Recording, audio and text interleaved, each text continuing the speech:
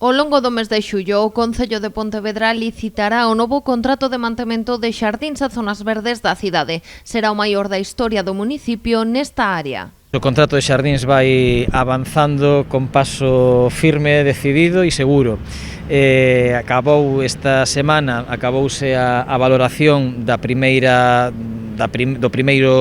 oferta, a primeira parte da oferta, que era a oferta técnica que facían as empresas do lote 1, que é o lote aberto, e entregarase pois, entre mañá, que é o último día laborable da semana, e primeira semana que ven, a valoración técnica tamén das dúas entidades que optaron ao lote 2, ao lote de talleres especiais de emprego, non? Para empregar a persoas con algún tipo de discapacidade no mantemento de xardíns. O novo contrato conta cun orzamento de case 1,7 millóns de euros, un 60% máis que o actual. A intención é cubrir o mantemento dos 1,2 millóns de metros cadrados de zonas verdes que hai no municipio. Ao longo do mes de xullo teríamos que ter xa unha proposta en firme tanto para o lote 1 como para o lote 2 de empresa e de entidade adxudicataria, e a partir de aí asinar un contrato e empezar xa dunha vez por todas a traballar con ese novo contrato de xardíns que mellorará con moito o estado de mantemento de todas as zonas verdes da cidade. Outra das actuacións pendentes que ten a Concellería de Desenvolvemento Sostible é a mellora paisaxística dos xardíns da Praza do Concello.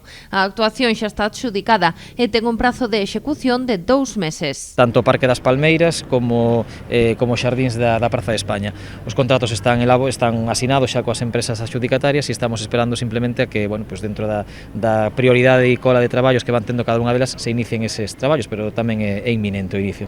A intervención suporá tamén o traslado da oliveira que está plantada nun testo nun dos laterais da Praza do Concello. A intención é levala ata algún dos xardíns desta contorna. Os traballos nestas zonas verdes contan cun orzamento de máis de 47.000 euros.